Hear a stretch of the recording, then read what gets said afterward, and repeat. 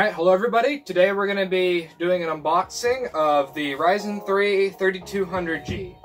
I actually did a review of this processor in an earlier video, so if you'd like, go check that out. And in the end of that, we concluded this is about one of the best budget processors on the market. So the G in the 3200G, it has integrated graphics, Vega 8 integrated graphics. That's 8 graphics processing cores. God, let me see if I can remember the clock speeds. Let's see, 4 cores, 4 threads, no hyper-threading. A base of 3.6 gigahertz and a boost of 4 gigahertz. So we're just going to go ahead and take the CPU out here, if I can. Please, somebody help me. There we go. So this CPU retails for $100, as you can see, our CPU right here in this plastic container.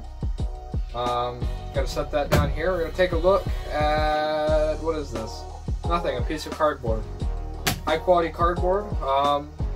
Here we have some information about 3rd gen Ryzen, blah blah blah, and we have our, what is this? The Wraith Stealth cooler, I'm pretty sure. So this is AMD's budget stock cooler. I'm gonna go ahead and take it out of the box. There we go. First try. As we can see here, it's pretty low profile. We have our fan cable here. It's nicely braided. Actually looks pretty nice. I'm pretty sure, yes, it comes with pre-applied thermal paste, so no need to buy thermal paste. And so this just screws down on your motherboard. Pretty easy mounting situation. Alright, so that's it for my review of the Ryzen 3200G. You can like, subscribe, comment, turn on those notifications if you like seeing unboxings like this. I have a bunch of others.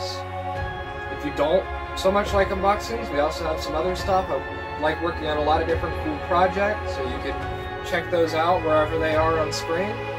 Thank you all for watching.